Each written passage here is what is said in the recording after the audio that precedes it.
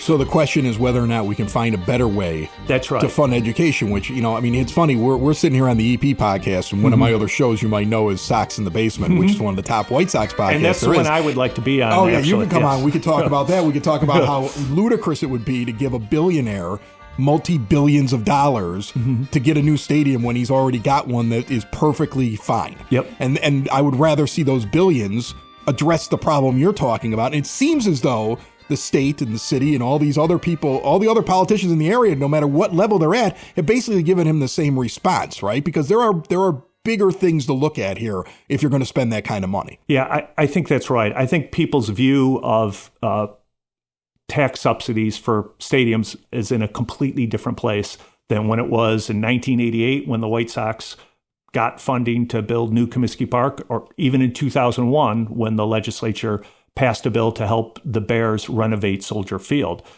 There's just not a willingness to do this anymore. I think Governor Pritzker has a good response to this. And when he says essentially what you just said, I'm not comfortable with state tax dollars going to subsidize billionaires who own professional sports franchises. He often adds the caveat that, we in the state and local governments do this too. We often provide tax incentives or infrastructure upgrades. If you're going to build a shopping mall, no one's building shopping malls anymore, right. but if you did, the state will pay to reconfigure the intersection and put up red lights to make it easier for people to get in and out of that shopping mall, because there's a public benefit to that, because tax dollars are being collected in the shopping mall. So we can always do those kind of things. And I think we can do that too for a new stadium. Yeah, but here's the thing. Think about what he did in that area that he's in right now, right? Mm-hmm. He's been there for 30 years or so, right? And he's got big giant parking lots around it. And so do you really think local businesses are benefiting from his team? I know that the businesses I know down there that I do business with all took a huge hit this year because he didn't field a good team. So it's a great idea. Hey, if you give me this $2 billion, I'm going to revitalize the neighborhood. He's killing the neighborhood right now. That's the thing. He's actually something bad for it currently. Well, and that gets to what a horribly disappointing design that ballpark was. Yeah. A concrete donut in the middle of a bunch of parking lots. The last of that kind of stadium built anywhere in the country. Since then, stadiums have been built and they try to integrate in the neighborhood around them and be part of the neighborhood around them. And there's value to doing that generates more tax dollars. The White Sox did not do that when they built new Comiskey Park. They did that intentionally. It was a horrible mistake. And now you see Jerry Reinsdorf and others saying, well, no, we want to go closer to downtown and build a Camden Yards style park, which they could have done in the late 80s, early 90s, and chose not to. You could take one of those parking lots and turn it into a little village and all that. There's a lot you could do. You could, and people have made proposals like that. And actually, those parking lots are owned by the state. Okay. The Illinois Sports Facilities Authority owns those lots. So that can be done. And there are people at the ISFA who are looking at those things. Now, the contract with the White Sox is such as that there has to be agreement. But the rent between the ISFA and the White Sox, the rental agreement, the lease, I should say, is up after the 2029 season. If the White Sox do stay there, I think that's something that should come into play.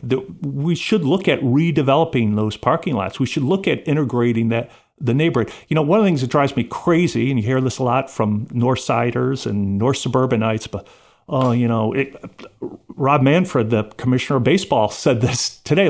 There's problems with that neighborhood. There's nothing wrong with that neighborhood. Bridgeport is a great neighborhood. It's a great neighborhood. That was the most ridiculous statement I've ever heard.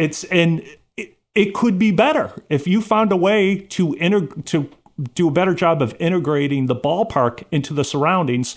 Something they did not try to do. In fact, they tried to do the exact opposite. They built a cocoon to wall the ballpark off from the neighborhood. That's something I think we should think about doing. And it's something that, like I said, that's state-owned property. The state owns the stadium. The state owns the parking lot. They have an agreement with the White Sox that gives them a lot of veto power over what goes there. But I think we should look at this 2029 end of that lease as an opportunity to make some changes there and improve the ballpark and improve the ballpark experience. It feels like if they're still going to be playing there. It feels like something a new ownership group, which I think that's a bunch of bull, but I think a new ownership group, if you were to sell or if somebody eventually would end up buying it, should know that there is that ability to go and do those things with that stadium. They don't need to leave. And the White Sox recognize that now. One of the reasons they want to go to the 78 is to be integrated in that community and to have bars and restaurants and a whole neighborhood effect. Right. They blew that last time. I think they can fix it if they wanted to and they work properly with the state on it, they could. But all these owners now, they want an experience. They want the ballpark with bars and restaurants all around. It's, not as organic as, say, it is at Wrigley Field, but other franchises have done this and have done it successfully, and we should do that here, whether it's in a new park or a reimagination of the existing park. Sox in the basement. Sox in the basement. Sox in the basement. Sox in the Basement. Heard everywhere podcasts can be found, and always on soxinthebasement.com.